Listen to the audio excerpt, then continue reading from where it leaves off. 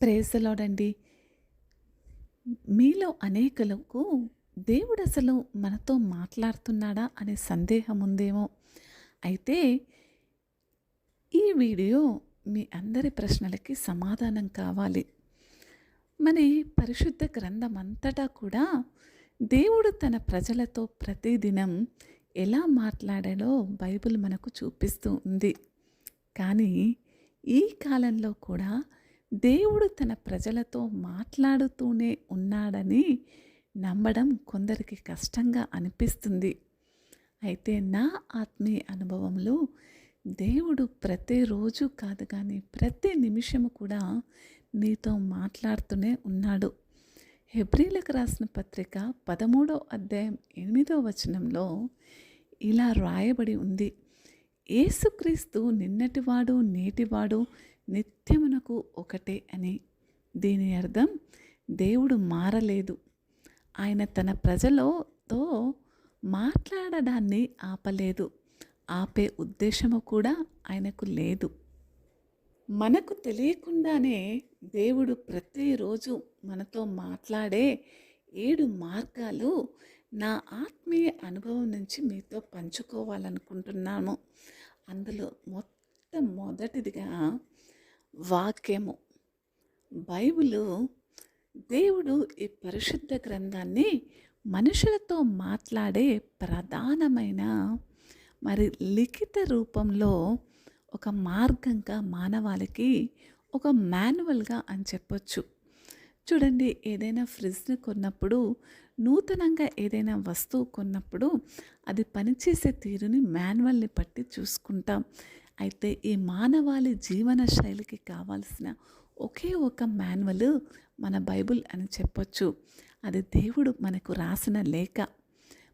దేవుడు తన చిత్తాన్ని మనకు తెలియజేయాలనుకున్నప్పుడు ముందుగా తన వాక్యానికే మనలను తీసుకువెళ్తాడు. మత్తయి సువార్త 6వ అధ్యాయంలో యేసు ఇలా అంటున్నాడు, మా అనుదిన ఆహారము నేటి అన్నము మాకు దయచేయము అని. దీని అర్థం ప్రతి విశ్వాసి దేవుని వాక్యాన్ని ప్రతిరోజు చదవాలి అని. యెహోషువ గ్రంథం 1వ అధ్యాయం 8వ వచనంలో దేవుడు యెహోషువకు తన వాక్యాన్ని దినమంతయు ధ్యానించమని ఆజ్ఞాపించాడు. 119వ కీర్తన 105వ చరణంలో దావీదు భక్తుడు ఇలా అంటున్నాడు, నీ వాక్యము నా పాదములకు దీపమును నా మార్గమునకు వెలుగై ఉన్నది అని. దేవుని స్వరానికి పరిచయం కావాలంటే ప్రతిరోజు కూడా వాక్యం అధ్యాయం చేయడం మన బాధ్యత అని అర్థం చేసుకోండి. మీరు అనేక గంటలు ప్రభు సన్నిధిలో మోకరిల్లి కూడా బైబిల్ చదవనట్టయితే దేవుడు మీతో మాట్లాడే అవకాశాన్ని మీరే ఇవ్వట్లేదు. అందుకని ఖచ్చితంగా నేటి నుంచి వాక్యం ధ్యానించడం మీ దినచర్యలో భాగంగా చేసుకోండి. రెండవదిగా ప్రసంగాల ద్వారా. మీరెప్పుడైనా సంఘంలో కూర్చొని ప్రసంగికుడు నేరుగా మీకోసమే మాట్లాడుతున్నట్టు మీకు అనిపించిందా? ఏదైనా వాక్యం వింటున్నప్పుడు అరే ఏంటి, ఎవరైనా నా గురించి ఈయనతో అన్నారా అన్నట్టుగా అనిపిస్తుంది. అది దేవుని ఆత్మకార్యంలో ఉన్నదనే సూచన. సంఘంలో వినే ప్రసంగాలు దేవుడు మీకు సందేశం పంపే విత్తనాల లాంటివి. అందుకే ప్రసంగ సమయాలలో శత్రువు అనేక ఆటంకాలు కలిగించడానికి ప్రయత్నిస్తూ ఉంటాడు. ప్రసంగాన్ని ఆపలేకపోతే మీరు శ్రద్ధగా వినకుండా చేయడానికి ప్రయత్నిస్తాడు. మత్తయి సువార్త 13వ అధ్యాయం 9వ వచనంలో యేసుక్రీస్తు ఇలా అంటున్నాడు, రాజ్య వాక్యము విని గ్రహించని ఎడల దుష్టుడు వచ్చి అతని హృదయంలో విత్తబడినది అన్ని కొట్టివేయును అంటున్నాడు. ఎప్పుడైతే నువ్వు విన్న వాక్యాన్ని గ్రహించలేనప్పుడు దుష్టుడు ఏం చేస్తాడంట, తర్వాత ఎప్పుడైనా గ్రహిస్తాడేమోనని వెంటనే ఆ వాక్యాన్ని తుడిచిపెట్టేస్తాడంట. ప్రతి ప్రసంగాన్ని కూడా మీ జీవితానికి చివరిది అన్నట్టుగా శ్రద్ధగా వినాలి. మీరు తక్కువగా భావించిన ప్రసంగమే మీ జీవితాన్ని మార్చే ప్రసంగం కావచ్చు. ప్రసంగికుడు ఎవరైనా సరే, చిన్నవారైనా పెద్దవారైనా, మీరు ఒకే మనసుతో వెళ్ళాలి. ఈరోజు దేవుడే నాతో మాట్లాడబోతున్నాడని.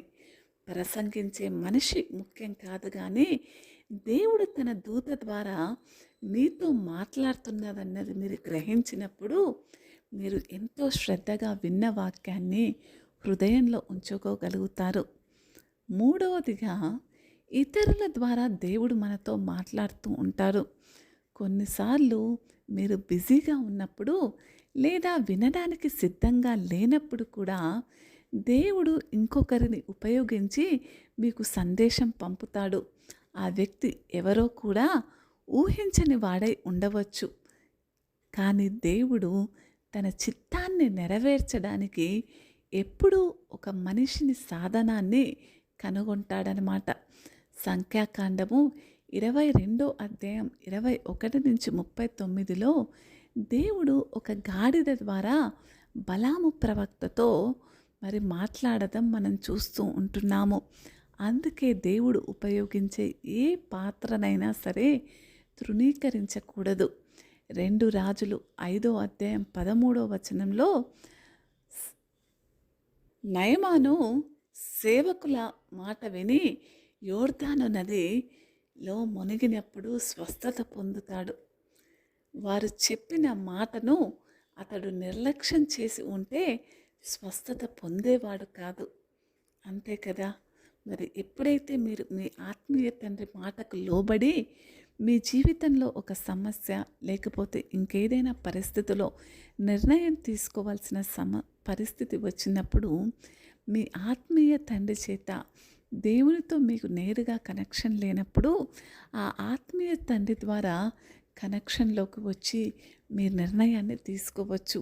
ఇది ఇతరుల ద్వారా మాట్లాడడం. అయితే 4వదిగా, అంతర్గతంగా ప్రేరేపణ వస్తూ ఉంటుంది. ప్రేరేపణ ద్వారా కూడా దేవుడు అనేక సార్లు నాతో దీని ద్వారానే మాట్లాడతాడు. కొన్నిసార్లు దేవుడు మనకు ఒక విషయం గురించి బలమైన భావనను ఇస్తాడు. ఏదైనా చేయబోతున్నప్పుడు ఇది సరికాదు అనే భావనలో మన లోపల కలిగిస్తాడు. అది దేవుని హెచ్చరిక కావచ్చు. ప్రయాణానికి వెళ్ళినప్పుడు కూడా మనసు అస్థిరంగా ఉంటే అది ప్రమాదం నుంచి దేవుడు కాపాడుతున్న సూచన కావచ్చు.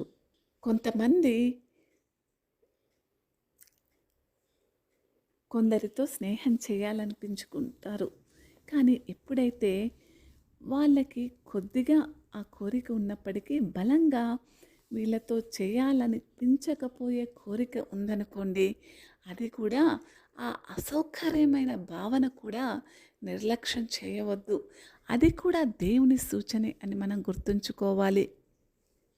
సమూయేలుకు రాసిన 2వ పత్రిక, సమూయేలు రాసిన 2వ పత్రిక 11వ అధ్యాయం 8వ వచనంలో ఉరియా ఇంటిలో వెళ్ళకుండా ఉండడానికి కారణం అతని ఆత్మలో కలిగిన ఆ అసంతృప్తి.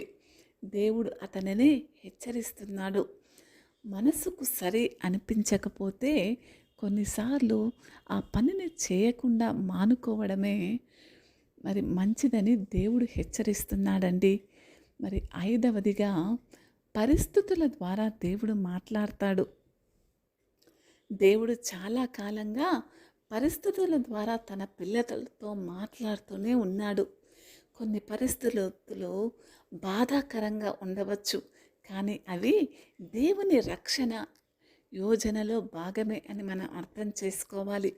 ఉద్యోగం కోల్పోవడం కూడా దేవుడి చిత్తంలో మన గురించి ఇంకో ఉన్నతమైన స్థలానికి తీసుకెళ్లే మార్గం కావచ్చు. ప్రతి మూసిన తలుపు కీడు కోసం కాదు. యోసేపు గోతిలో పడినా కూడా రాజమందిరంలోకి చేర్చబడ్డాడు. రోమీలకు రాసిన పత్రిక 8వ అధ్యాయం 28వ వచనం ఇలా అంటుంది: దేవుని ప్రేమించు వారికి సమస్తమును మేలు కొరకే కార్యసాధకముగా చేయుచున్నాడు అని. దేవుడు వెనక తరపున పని చేయడానికి మీరు సహనంతో ఎదురు చూస్తే మీరు విజేతగా బయటకొస్తారని మరి ఈ మాట మన ద్వారా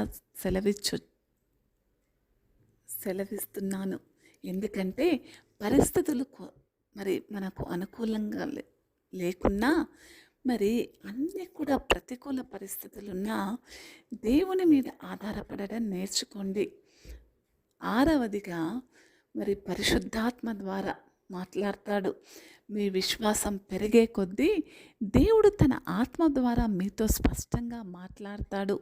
ఆ స్వరం మీ ఆత్మలో బలమైన నిర్ధారణతో కూడి ఉంటుంది. మీకు దేవుడు మాట్లాడే